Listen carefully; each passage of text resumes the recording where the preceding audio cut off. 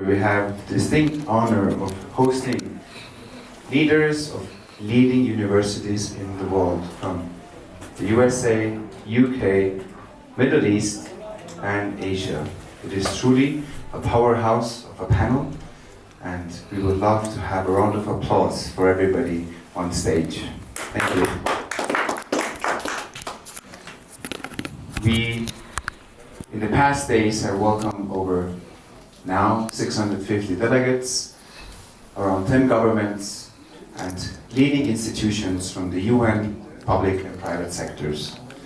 The vision of House of Collaboration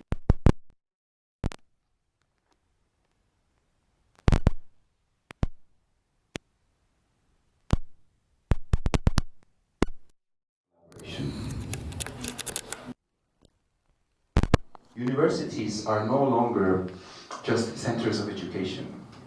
They are global actors shaping policy, talent, and long-term institutional capacity. In a fragmented world facing complex challenges, universities play a unique role, generating evidence, informing governance, and convening across borders. Their contributions to the SDGs depends not only on research, but on how knowledge is translated into policy and partnerships. This session explores how universities can move from thought leadership to system leadership in global governance and sustainable development. Under the guidance and patronage of Professor Siraj Kumar, who is the founder and vice chancellor of O.P. Jindal Global University and one of the world's leading voices on universities as agents of global governance. He has advised governments and international institutions on law, education, and sustainable development, and championed the role of higher education in advancing the SDGs through policy engagement and global partnerships. It is our great honor to welcome you, Mr. Siraj Kumar, and your distinguished guests. Dhanyavad.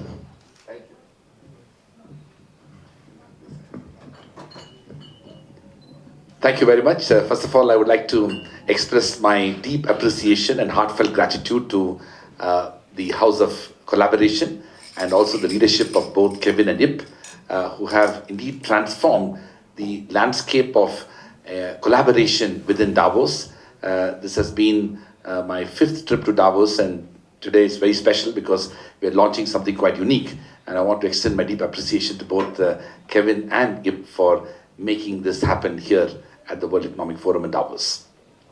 Ladies and gentlemen, today is a very special occasion because we are launching a new initiative known as the World University Leaders Forum. The idea of this WEF, as it is called, is that it is for the first time an opportunity for us to bring together institutions from global north and global south with a view to engaging some of the most important and transformative issues facing the world of higher education as well as universities. We are also confronted with several new challenges. The obvious ones are climate change and artificial intelligence, both of which has been a subject matter for discussion at the World Economic Forum even in 2026. But the heart of both these problems are solutions in universities. And that is why it is important for us to discuss and debate the role of universities. So this panel is focusing on universities in global governance for advancing sustainable development goals, focusing on knowledge, policy, as well as partnership. We are very fortunate that we have a distinguished group of individuals who have been leaders in their own right, and let me quickly introduce them. We have with us Professor Masa Inakaje from the Keio University School of Design, Japan. We have with us Professor Marvin Krislaw, the president of Pace University in New York, United States. We have Professor Joanna Newman, who is the provost of SOAS, University of London, from the UK. And to my left, we have Professor Shireen Farouk, the Assistant Chancellor of the Abu Dhabi University from United Arab Emirates.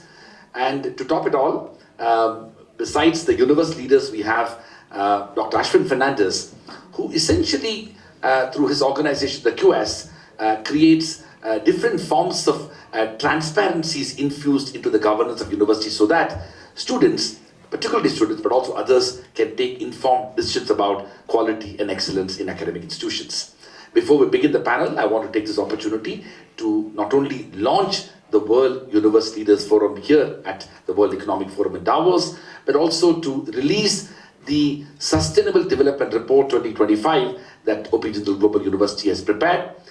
We are very fortunate that we had the privilege to prepare this report as a part of an effort to benchmark our own institution's commitment to fulfilling the Sustainable Development Goals.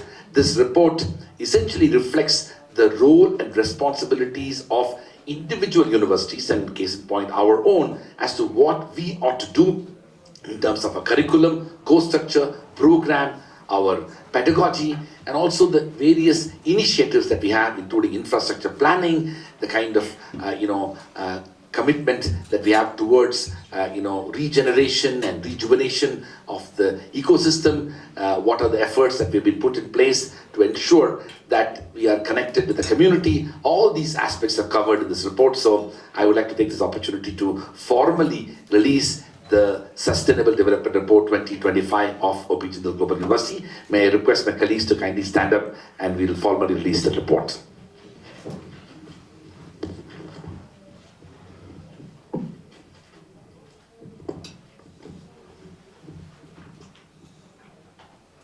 A round of applause.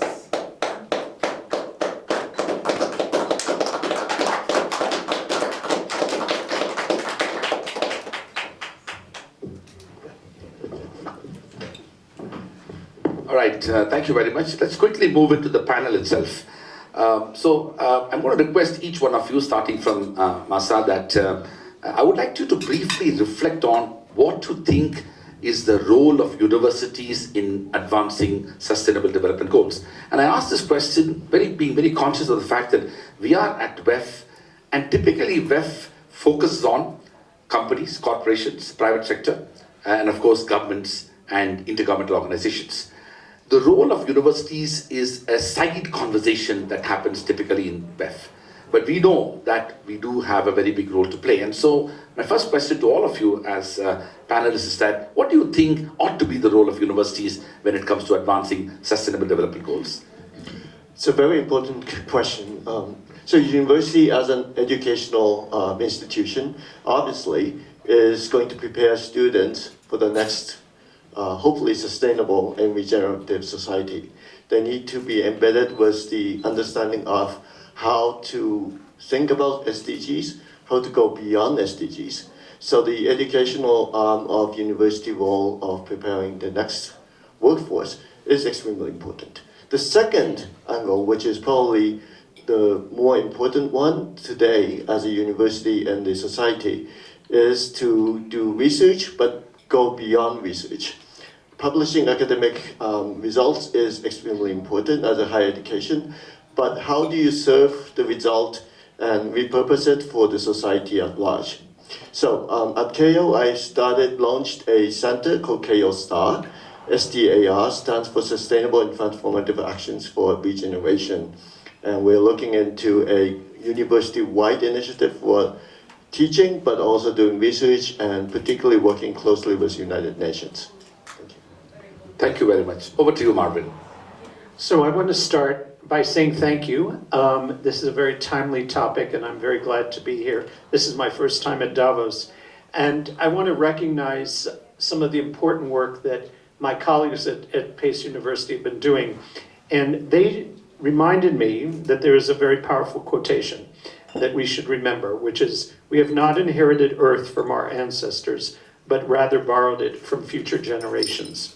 And so, similar to Masa, I think that preparing the future generations, the leaders, is extremely important. Doing the research on the SDGs, and I promised that I would show this book that my colleagues have produced. This is a new volume written, co-edited by Professor Narinder Karkar, who's in the law school, and Anna Shostya, who's in economics. And one of the things that I do think that as we think about the SDGs, the research has to be collaborative, interdisciplinary, and across institutions as well. And I think that the other thing that we need to do, and perhaps a third point, is to expand beyond the universities and beyond our own communities and think globally. And so one thing that I will mention is that we're a core partner in the New York Climate Exchange, which was founded about 2 years ago to create an education and research center on Governor's Island in New York. And we have partners, universities, global universities, as well as NGOs and the business community and community-based organizations. And I think particularly as we think of not just the theoretical goals, but actually how to execute on them, it's very important that it have collaboration across sectors. Thank you, Marvin. Over to you, Joanna. Thank you. And I think I want to start by saying that the Sustainable Development Goals is a very good thing, right? All 17 Sustainable Development Goals is a great way of approaching the fact that we are a world in turmoil and a world with huge catastrophic challenges, some of which are man-made and some are person-made and some of which are natural. And so the Sustainable Development Goals are an emblem of international cooperation at a time when international cooperation is probably needed more than ever. And yet, the world picture is that 35% of those SDGs are on track and 18% of those SDGs are in reverse because of the turmoil that we live in. But I would also say that the Sustainable Development Goals, which took over from the Millennium Goals, included higher education for the first time. SDG 4 has tertiary high-quality education for those who wish to go. And I would argue, from a point of view of having run an international network of universities, but also being in 2 universities myself, that there isn't one of the 17 SDGs that could be solved without the cooperation of universities as partners. And SDG 17 is that partnership goal. And yet, if we also look around the world, gross tertiary enrollment is very much concentrated in the global north, where it's reaching 70%, and across sub-Saharan Africa, where over 50 countries, the youth population is going to be our future generations of human capital, the actual gross tertiary enrollment is very low. So the challenges, I think, for universities is to continue creating human capital, global citizens, create access to good quality higher education through cooperation and through partnerships. A lot of research has been done in terms of how higher education creates more stability and economic prosperity than countries that do not have stable higher education systems. And the research that we do also informs the commercialization, the industries, the progress that we make. But it's also research into primary and secondary education and pedagogy. So it's vital that we also continue that cooperation with the schools sector, with NGOs. Thank you so much, Joanna. And over to you, Shireen. First of all, I would like to congratulate Opingindal University for launching the World Leadership Forum, World University Leadership Forum, and I'm very glad and happy to be here at the launch of this unique forum, which is addressing a very important topic and theme related to sustainability. So congratulations. Second, when we talk about the role of universities in advancing the SDGs, I think they are playing a very vital role, because as you know that the SDGs are long-term commitments, and we need to have a multifaceted strategies in order to deal with those 17 SDGs. Universities are unique because they have different roles than government and even the industry. First of all, they are the source of the knowledge and innovation. Through the research which the universities are having, they are playing a major role in generating or to be the source of the knowledge and innovation through the patents, through the research, in order to advance the SDGs. So this is number one.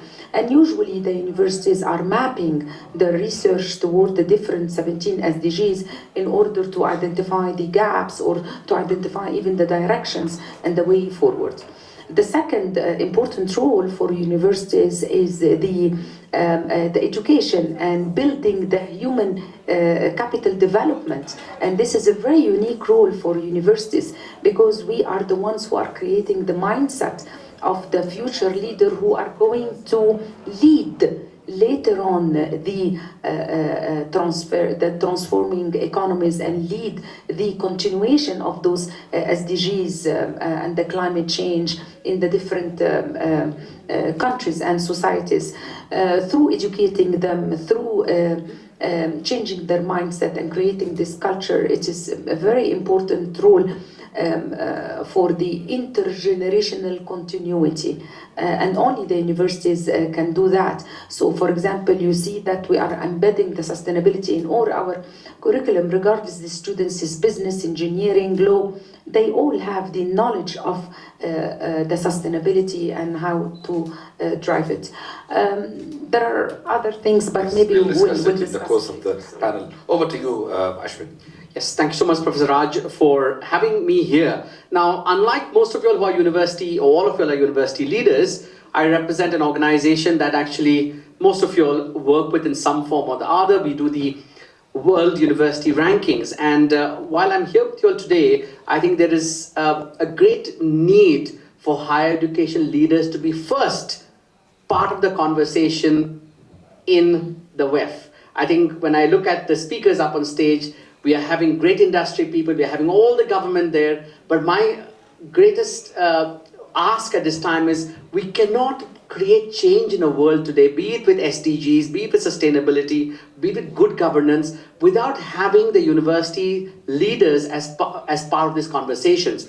Why is that? Because universities first have the might to bring change. They have the credibility to bring the change, and they have the scale to bring the change in the world for tomorrow. And I really like the quote, Marvin, because you mentioned we borrowed Earth from the future generations. And while leaders in the world today are looking at what do we have to do, if the change doesn't happen from school education, if we are not embedding the skills required, and that's most important, I think, for us to take back, is skills, including the green skills, plus the digital skills and AI skills, because we cannot bring the generational change we want in the mindset of people without having skills embedded.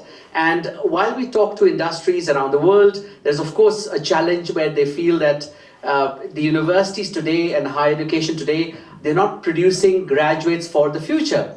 And when they look at this graduates for the future, if universities focus on the skills required and are part of the conversation, we can bring greater change in the world today. And that is why there are three areas I would like to conclude for my statement. One is creating the social impact. Okay. The second is having the environmental impact. And third, embedding the first two with governance in it. Because these three put together will help us create sustainability for the future. And we are so obsessed with SDGs. Why is that? And SDGs has become, everybody wants to tick the boxes. Be it universities, trying to check the boxes saying we have done savings of water, we have done savings of electricity, we have done created rainwater harvesting, we have done installed timers in the washroom so it goes off. But it's not about just checking the boxes, but the real impact to create for the universities, for the leaders of tomorrow. And that's where I feel it comes down to the skills being the most important part. And that's why when QS launched the QS Future Skills Index, we just not looked at skills, but we also looked at economy. And I really liked the economy quote Joanna mentioned on the impact of the economy, because good universities will impact the economy will support the government then can bring the change, but that can only happen when three are talking together on the same stage. Thank you, Ashwin. I think I want to thank all the panelists at the stage for the conversation. I request your comments to be brief so that we can have multiple rounds of conversations and take this discussion to our friends here. So, Masa, well, all of us who live in and work in universities, we feel we need to be taken seriously. And that's what we want to argue. But here we are at the World Economic Forum in Davos, where you have large corporations and companies which have put huge capital for contributing towards change. And then you have the governments out there which are having the popular sovereignty to address policy issues. So with those two sectors dominating this conversation, what is it that universities are really bringing to the table that we need to be taken seriously when it comes to advancing SDGs? What are we really giving to be taken seriously in this conversation? So KO Star is currently working on what's going to happen after 2030. SDGs, the goal is for 2030, that's right in front of us. So we're working closely with international partners, Japanese corporates, public sectors, NPOs, to join force to design and recommend the next set of guidelines to the United Nations, so that the Asian voice, particularly, was probably missed out in the SDGs discussion from the Western thought leader dominance. Now I think it's very important that the other part of the globe of voices needs to be included for consideration. So that's what we're doing.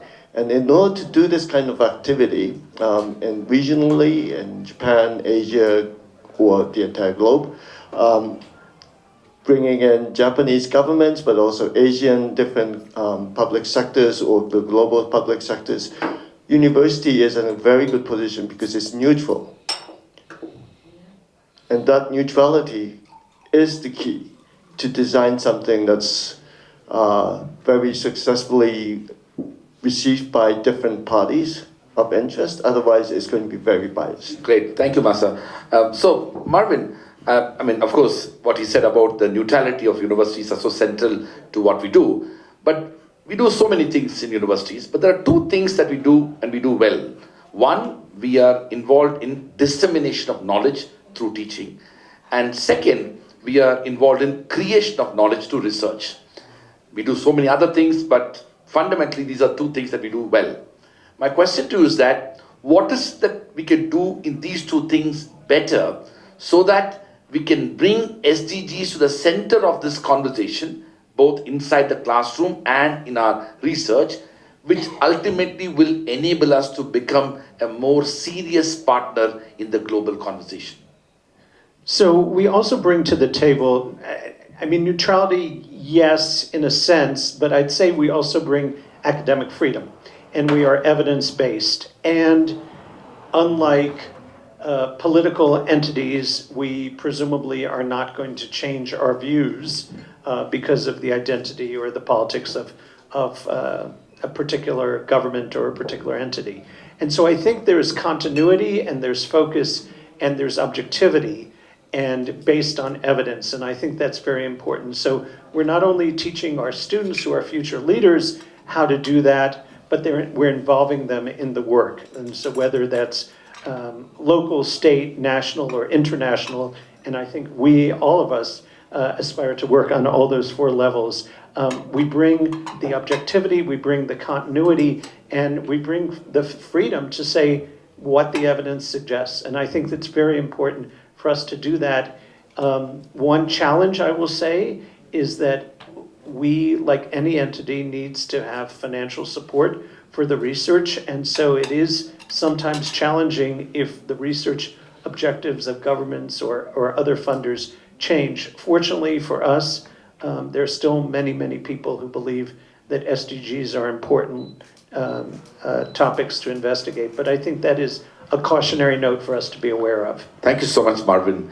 Joanna, I have a particular question for you, of course, building on whatever we talk in terms of the role of universities and how what we can do to be taken more seriously. The larger conversations surrounding SDGs have had a stronger emphasis on STEM, focusing on science, technology, engineering, and even mathematics. My question to you is that, what do you think is the role of humanities and social sciences in advancing the cause of SDGs? Because with the evolution of artificial intelligence and robotics and machine learning, we really run the risk of the role of humanities and social sciences being influencing, impacting, and even affecting the future policies surrounding SDGs. As a leader yourself in that field and an institution that you represent, how do we position the role of humanities in this conversation? Thank you for that question. So us is a University of Social Sciences and Arts and Humanities, and SHAPE is the Social Sciences and Arts and Humanities is under attack in many countries, particularly in the United Kingdom, and more young people are told to do skills and degrees which will get them a job. And so the question of the value of arts and humanities and social sciences is often under attack. But actually, going back to what you said, Marvin, part of what a university also does is provide a culture and an environment where interdisciplinary research happens, where there's a cross current of students meeting other students and getting to know other aspects of life, which is very, very valuable. It's intangible, but it's as valuable as evidence-based research. That's part of the education that we provide. So there's that, but there's also the fact that, do you want machine learning to be in front of us and to be developed by the dynamics of technology and commercialization? Or do you want the dynamics of machine learning and technology to be good for humankind? Because the arts and humanities and social sciences is about being human. And actually, it's also about understanding how you use that technology. How do we use it? How are we likely to get the best out of it? You don't get that without the social sciences and arts and humanities. So not only is it integral and important to understanding technology and science, they're handmaidens to each other, but in its own right, it's important because it brings us the values of independence and decency and compassion that you only learn through the history of being human. Thank you so much, Joanna, for that. And I think that's a very important part of the conversation which we should be having. Over to you, Shireen. Shireen, much of the conversations and leadership surrounding SDGs have been largely formulated in the global north and essentially by the people who are belonging to the global north, a point that Masa briefly talked about.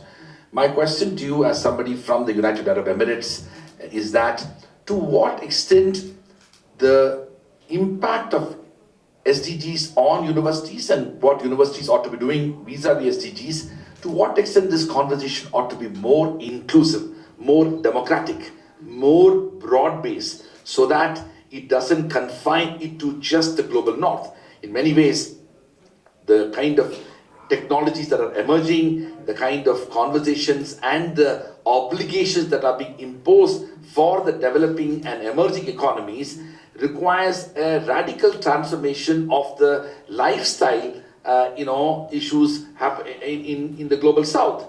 But we know that for the last several centuries, the global north has been not only consuming, but even today consuming so much that this has negatively impacted the planet. So my question to you is that what we ought to be doing in global south so that we not only not make the mistakes of what the developed world did, but not to choose the path of the development that brought us to where we are today.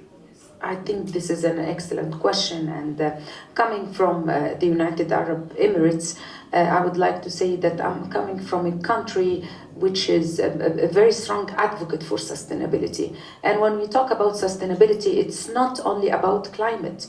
It's about inclusivity, it's about diversity, it's about equality, it's about a lot of things, the ethics and so on. United Arab Emirates, we have a very unique ministry, the Ministry of Tolerance and Coexistence. So this is, for example, an excellent example to see how they are advocate for sustainability. Ministry of Happiness. You can now see this in other countries.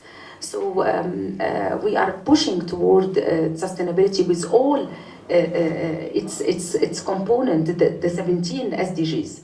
Did you know that the UAE government has a Ministry of Happiness? Yes. And they even have a department focusing on inclusivity and harmony. 100%. What is it called exactly?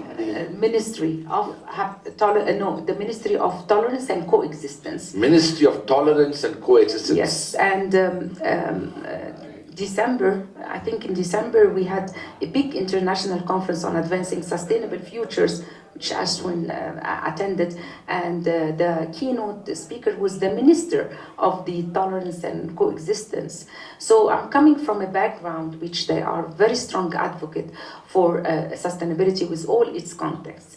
When we talk about universities, I think the universities in the UAE right now are placing a big emphasis on sustainability, especially because they are also competing in the ranking and so on. So if they will not focus on sustainability, they will be left behind. Also, because this is like a strategic direction by the country and the nation itself. So the UAE, for example, their scores in the SDGs is 72%. So we are also, as university, contributing to the nation to advance the SDGs of the countries, and we are a main contributor for that. And each universities, they are measuring very well their SDGs, and with the support and help also for the university ranking bodies, which they are doing a great job in order to benchmark our activities, measure our output, to what extent we need to do effort in SDG 6 or 7 or 8, because also we need directions. Also we need to see how we are going to direct our efforts toward achieving the SDGs. So the country is emphasizing more on sustainability, the nation initiatives.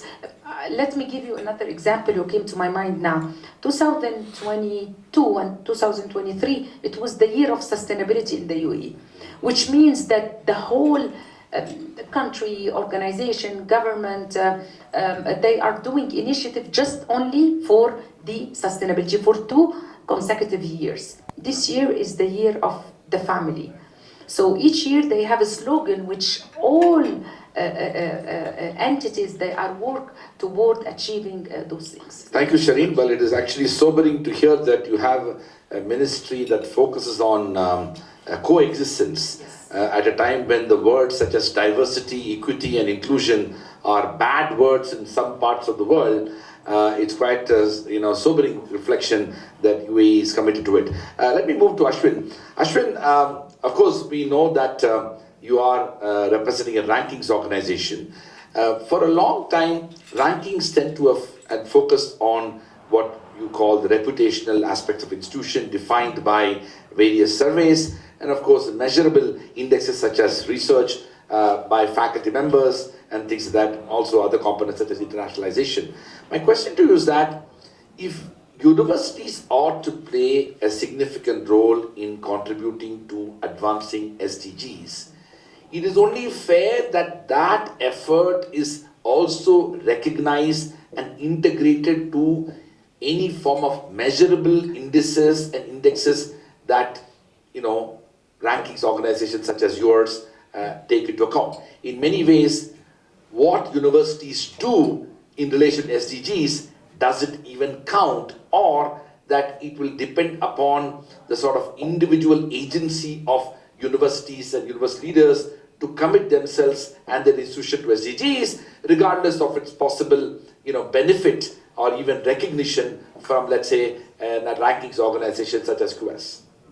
Yes, first let me correct you. I represent Bharat first and then of course QS, but that's on a lighter side. Because my work spans across India as well, and of course the Middle East and Africa. When we look at, of course, the performance of universities and when the SDGs initially came out, it was only when ranking agencies, and here I'm going to talk for all the ranking agencies because I think we have to recognize the good work which agencies do. When ranking agencies actually introduce sustainability rankings, that is when institutions in India, in the Middle East, in Africa, started to pay attention to what they actually are, and for the sake of actually doing well in these rankings, started implementing that procedures and processes into their development plans. When QS particularly went one step forward, and for me, I love SDGs, but I feel we can't stop at SDGs. We have to move one step forward into going into ESGs, because that is when we'll be able to actually see the impact of the work we do. And that's why when we look at ESGs, one is you need to start tracking these metrics in the institution. So this report, what Professor Raj has done for Jindal, I can say that any institution which starts to track them will make the first step towards actually having good governance practices, because once you track it, you have to report it. So reporting is something which institutions should be looking at. The third is integrating sustainability into interdisciplinary research, because that is where the tracking and interdisciplinary research will come into play, because there are several areas across the 17 SDGs which are interconnected, and higher education could be connected to partnerships.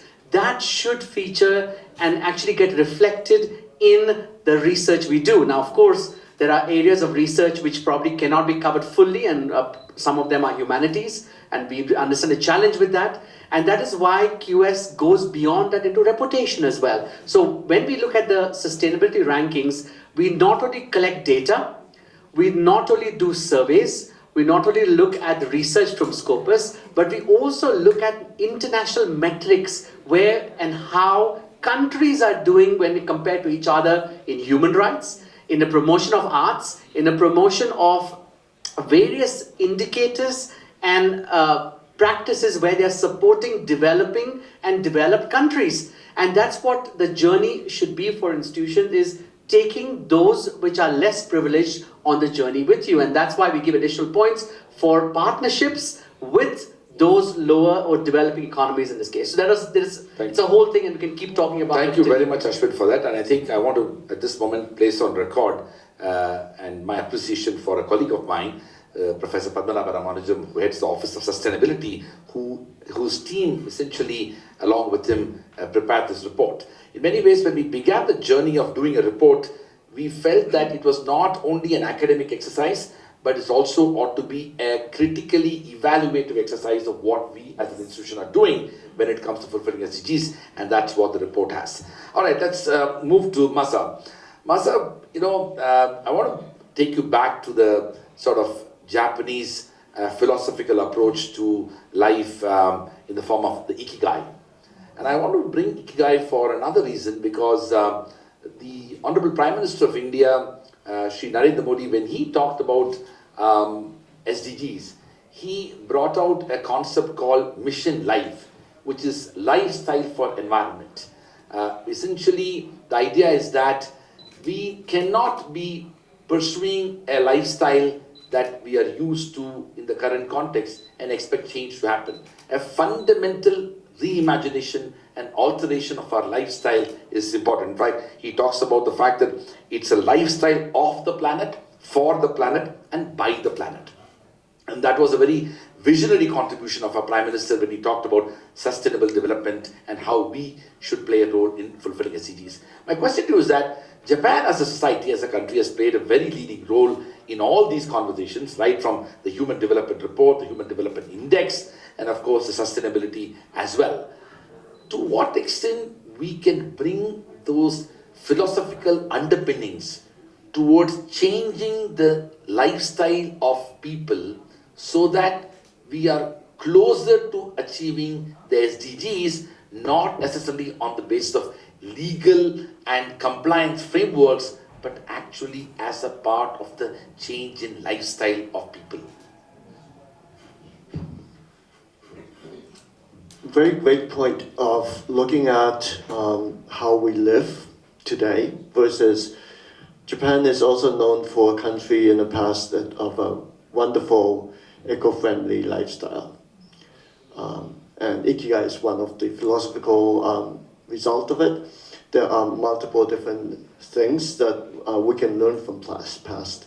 So envisioning a bright future, but also looking at the past, each culture, if you look at some indigenous communities, they have been working with nature in harmony, and they know how to not overfish.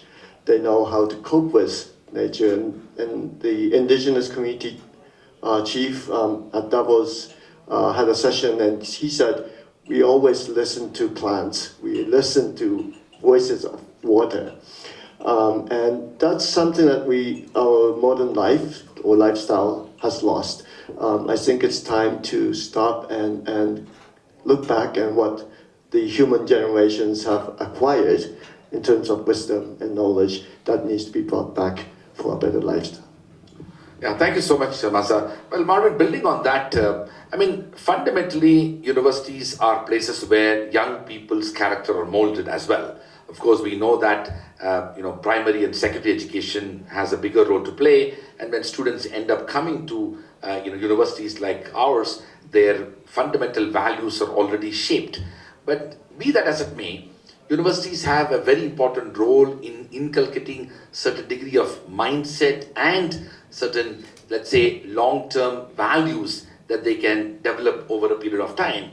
So my question to you is that besides the curriculum and the courses and the pedagogy and the research that we end up doing, are there other things that we can do in universities which can shape the future of SDGs, and in that process make these young students as future leaders and change agents when it comes to fulfilling SDGs? So I was just thinking that one of the groups that we need to listen to is the young. And in fact, sometimes I think the students are the ones who are actually holding us accountable more than we are for them. And you can think of, political campaigns that have been led by relatively young people. And I don't know how many people in the room have young people in their lives, but I do, and they are pretty frustrated with our generation. And they believe that we, at least in the West, have made a muck of it in terms of resources and thinking about the environment. So I think channeling that insight and helping them, our university students, work with even younger people, including in high school and lower, to think about how to express it. And one of the things that actually, in terms of advocacy, our faculty have been working on is thinking about framing a constitutional right in our state constitution to sue on behalf of future generations, essentially. A green right in the Constitution. I'm not sure that that is the most efficacious way to advocate. There are obviously different levels of political and legal and economic advocacy, but I think part of our job is to empower and to help teach young people to express themselves effectively, because I think they are the ones who in some ways really are leading this movement. Thank you so much, Marvin. Joanna, one of the things that we don't talk enough about, and I think here we should talk because this is the house of collaboration and the opportunity for constituencies across different sectors to work closely. We in academia have been talking about academia-industry interface for at least 50 years. And that conversation is a never-ending conversation. And the reason we are talking about this is not happening enough.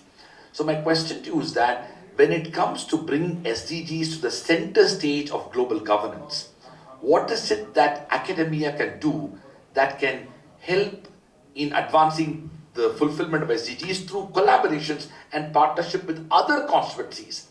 And I'm saying this being conscious of the fact that academia is a very difficult, kind of entity to work with other sectors. And so we need to kind of alter and come out of our comfort zone to collaborate with companies, corporations, business enterprises, think tanks, non-governmental organizations, intergovernmental organizations, government agencies, so that we can together fulfill the goal of SDGs. Okay, so first of all, I don't think we're going to solve all the SDGs by 2030, okay? So let's just say that SDGs are a great wrapper that inspire young people to think about global challenges under 17 goals. I don't think really we are solving the SDGs. I think that that's it's an intergovernmental cooperation, and it's the best thing that we have, but it's not going to solve those global challenges. And I'd also say that we're an elite organisation, universities, because when I said earlier about gross tertiary enrolment, let's be clear that there should be a lot more gross tertiary enrolment than there is. It's very unevenly divided, so it's still based on geography and wealth if you're going to have access to good tertiary education or not, despite scholarships and funding and other things. And universities have also, coincidentally, at exactly the same time, been under heavy attack by governments as being useless ivory towers, and experts have been not believed. And in a world of fake news, that's happening more and more. And yet, therefore, universities have actually, to your question, come back to reform their identities as civic institutions. And the relationship between the university and the state and industry and local people has become more and more important. There's even a civic university compact that a number of universities have signed. And that expresses itself in many ways. It expresses itself in evidence-based policy, for example, around working with governments to influence how water management or early warnings around climate, all sorts of different ways. It's first in trials in universities for scientific discoveries. It's all sorts of things. But universities are learning to talk about it. They're learning to have knowledge exchange units, which they've, I think, always done this sort of work, but I don't think they knew how to talk about it before, or how important it was that they were welcoming inclusive spaces that allow different types of knowledge to be valued, to your point about indigenous knowledges, but also to allow students who might never have thought about going to university to feel that this is a space for them, because it's those people, those young people, those minds that might be the ones who come up with the next inventions that we need to help solve the global challenges that are expressed in the SDGs. Thank you so much, Joanna, for that. So we are, of course, I'm conscious of the fact that we're coming to the end of this conversation, but I'm going to request the audience to be ready with some questions. I'm going to come back to you shortly. Shireen, I am conscious of the fact that you are part of a private university, and I head a private university. And in a way, this conversation about private universities is about the role of capital and the role of financing and the role of to what extent we will emphasize in private settings the need to promote public service or common good. We are fortunate at Open Jindal Global University that we have an absolutely inspiring and transformative leader as benefactor, Mr. Naveen Jindal, who not only contributed nearly $500 million to set up the university, but also is deeply committed to ideas of sustainability. And that is deeply embedded in the culture of our institution.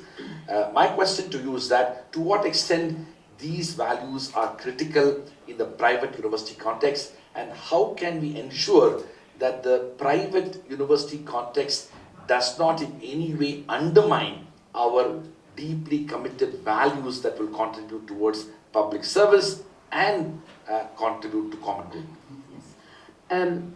I think that whether we are private or a public universities, that sustainability is a must now. And all universities are dealing with it. I can say that at the private universities, they are more flexible. So they can take quick decisions. And when it comes to sustainability, they are allocating good financing and good amount of fund in order to work on several sustainability projects, especially in the infrastructures. For example, at Abu Dhabi University, recently we changed the department of BSF, Business Support Department, to Sustainability, Advancing and Facilities Department. So even we changed the title of the department to reflect to what extent we are committed toward sustainability. We are having several initiatives and projects related to waste management, electricity reduction, measuring our footprint, recycling. We have a lot of contracts with different companies as well in order to support us. So it is very clear to us that we need to advance our operations. Now we're talking about operations and financing and funds. So we have a dedicated funds in order to work on those projects which reflect our commitment to sustainability. I can say that the universities, they have a social responsibility. We play a role in the social responsibility toward the communities which we are working in. We have several initiatives. For example, we have an initiative, we call it Investing in Our Community, which we provide the public with free workshops, free seminars, in different disciplines, in AI, in sustainability, and so on. We do a lot of projects to the high school students for free. So this is all is reflecting our commitment toward advancing sustainability, whether in the infrastructure, whether in the society itself, And we talked already about the students and learning and research. But I think private universities, they have a greater chance to improve the sustainability more than even the public ones, because we can take quick decisions, we can make things happen more fast than the public universities. Thank you very much, Shireen. Over to you. Ashwin, well, since you work with universities across the board, not just in India, but also around the world, in your journey of looking at universities for the last several years, have you been able to see a kind of, say, marginal transformation of the emphasis that is happening in universities when it comes to sustainable development goals? Have universities begun to take it seriously? Of course, you did mention about the syndrome of tick box model, but while ticking the box is also important because it kind of forces you to look at whether you are compliant. And I'm not talking about those who cheat and lie about it, but if you are serious about complying, you want to do the tick box as well. And so, but beyond that, do you see that there is a more deeper and a more fundamental change in attitude and values that universities are beginning to take sustainability more seriously?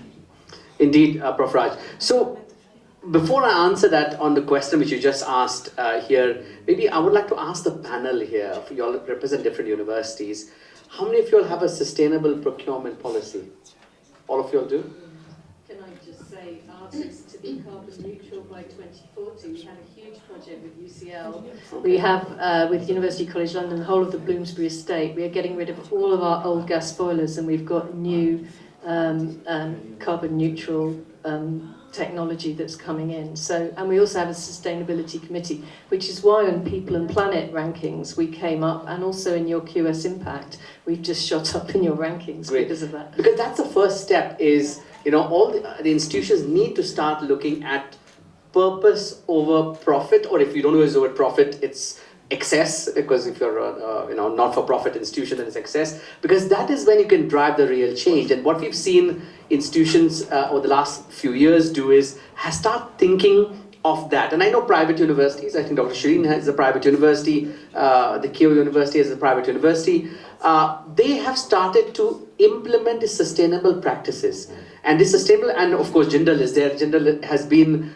the first mover, I feel, in a lot of areas of sustainability. And I feel where you come from in India, in the area, you also impact the region. I think that is the thinking which has started for institutions to actually start to work on that. A carbon neutral plan, I mean 2040 is good, but what could we do? And I think Japanese universities have done it really well. I think by now, most of the Japanese universities are carbon neutral, if not for all, at least a majority of them. And that was, it was supposed to be 2025. I think by 2023, quite a majority of them were carbon neutral. So that thinking has started. But again, when it comes to private institutions, and we work through a complex landscape, right? Dr. Shireen works in Abu Dhabi, Professor Raj works in India.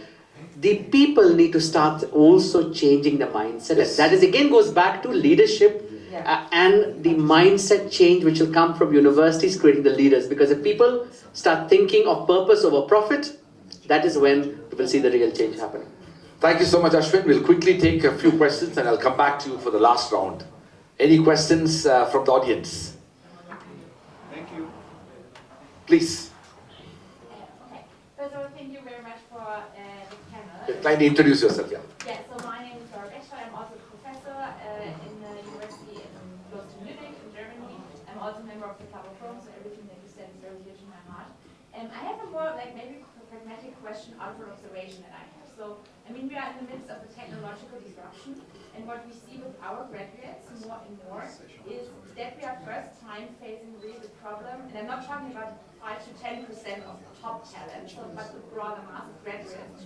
They are actually having more and more troubles to find an entry position job, because a lot of entrepreneurs are also saying, well, what typically entry positions are that I can automate by AI and whatsoever. And so I'm observing sort of a gap here that is emerging, and a very urgent issue for us as a university. And I was wondering do you share this observation that we are facing an issue here? And what do you think is our role or our responsibilities in higher education institutions to cope with that, and how to also get our graduates into the market? Thank you. We'll take it up. Any more questions? Please, please.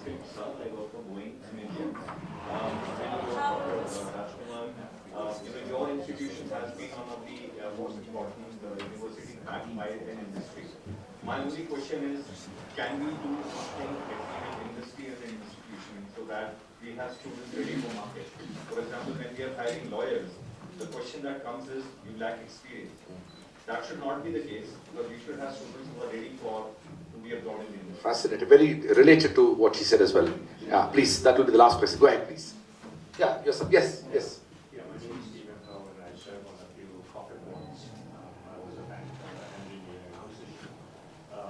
Speak a little louder, that'll be good. Yeah. Okay, from an organizational standpoint, what are the practices at your institutions in terms of, is there a particular professor or officer that is responsible for USR and sustainability? Yeah. Do you incorporate promotion and also practice of SDGs as a KPIs to faculty or staff or whatever, in your Thank you. Fascinating question. I'm going to. You have a question? Please go ahead. Hi, I'm Steve myself, and I wanted to ask if you had anything SDGs and how do you think SDGs helps the Oh, excellent. Very important question. All right, there's the last one. Please go ahead. So for early stage founders, how do you suggest incorporating SDGs? I've incorporated quite a bit within my own startup, but just accelerating that and tracking that, what's the best way to go about it? Got you. We have lots of questions. We have 5 minutes max, and you have 1 minute each, and you need to solve the world's problems. So, and also a little bit reflect on to what extent the World University Leaders Forum that we've launched today can be a catalyst for addressing some of these issues. Over to you. 1 minute. So the university should have more collaboration, radical collaboration with industry, inviting not only faculties and corporate staff, but also have students involved in it. And that hopefully solve a bit of a problem of the entry level of workforce. Now, I think we want to encourage students to look into this topic of SDGs. So at KL, we do a student competition, and the university president will give out the award. And that's a very important recognition for students, and they're starting to think about teaming up as students, pitching ideas, like an accelerator or startups. Thank you, Masa. Over to you, Marvin. So we have roughly 50% students first in their families to go to college, about 40% Pell eligible, which means very limited incomes. And our focus is combining a top-notch education with a good career path. And our numbers are well over the national averages. We have an active career services department, encourage people to take internships and work, and it's very much a focus. So even philosophy and English majors, we talk to them about what life is like. We do social entrepreneurship, and that's something that could be relevant to early stages. We have a particular program that's focused on environmental entrepreneurs. And yes, there's someone who focuses on the sustainability. Can we use more partnerships with industry and government? Yes, and that's something that I and my colleagues are doing every day. Thank you, Marvin. Over to you, Joanna. We do very much the same as you do in terms of preparing our students. All of our students have an opportunity for internships in workplaces, either virtually or in place. But we also embed career attributes into our assessments. So that's another way of getting students ready for a world of uncertain work, I think. We have a sustainability program which is chaired by our Vice President for Research, and we have very clear KPIs, not SDG KPIs, but KPIs around equity, equality, diversity and inclusion, and intersectionality at SOAS. And I think we work very closely with the student union, because the student union and student societies means that we have student voices, helping to co-create the content of our programs. And we also have very active tracking of modules and how students are going so that we can respond to that and ensure that the classroom and the assessments are helping our students to learn how to navigate the world when they leave the university. Thank you very much, Joanna. Over to you, Sherry. Yes, I think we're doing similar to my colleagues here, but I would like to add that sustainability is, for example, for Abu Dhabi University, is one of the main pillars in our strategy. So if we have a strategy for teaching, research, operation, the fourth one is sustainability, which is embedded everywhere in all the learning outcomes, and we measure it. And we have report and we are tracking the progress of these learning outcomes. Number two, internship is very important. I'm trying to answer some questions, measuring the employability rate as well. Also, universities, they have the responsibility of making a continuous improvement to their curriculum and to their programs in order to match the new requirement in the labor markets. This is something very important. So we are not keeping our old programs. We are always assessing our programs in order to make sure that they are meeting the requirement of the market, so we can be a talent pipeline in order to our graduates to find job easily. So this is also a responsibility for university. And regarding how the launch of this forum could be beneficial, I think knowledge sharing and benchmarking could be very beneficial for the forum. Thank you very much. Over to you, Ashwin. Okay, as a quick one on the question for you, especially with Boeing, right? What is stopping us from collaborating with universities? I think universities are more than open to collaborate. I think the industry perhaps has a little bit of inertia sometimes to collaborate, perhaps private institutions, and that's what I keep hearing. So we need, I think, through this forum next year, the second point is bring the industry together, along with the government, perhaps host the same forum in a much bigger way, where we not just talk, but have a roadmap for the next year ahead. So that's Thank you so much. Quickly want to respond to some of the questions. There is no one size fits all. There are institutions which has Office of Sustainability. There are schools and centers and institutes which are involved. There are also independent agencies that may be producing a report. There is no one size fits all. To answer your question, listen, if you are at the formative stage, there is no better time to make it as a priority, because from the very beginning, if you make it as a part of institutional culture, then it will define the future agenda itself. So I wish you the very best. Of course, both the questions relating to collaboration, I must say that universities have their own inertia at times, and so we have to also change ourselves so that we need to be a little more nimble. Older institutions are far more difficult, newer institutions are more dynamic, and that way can build collaborations. But I think it's important to recognize that corporations and companies are fundamentally built around the idea of profit and profit making. Universities are fundamentally built around the idea of impact and changing society. Many a time its success cannot be measured quickly. So with those words, I want to say thank you. Impact, I think the last question there. I want to say that, listen, the fact that you are a young person means the future of the planet is going to be impacting your life much more than any one of us. So if you start taking SDGs seriously, you will be able to live in a world which is going to be much better than what we are. So don't make the mistakes that our past had made. You can change it for the better.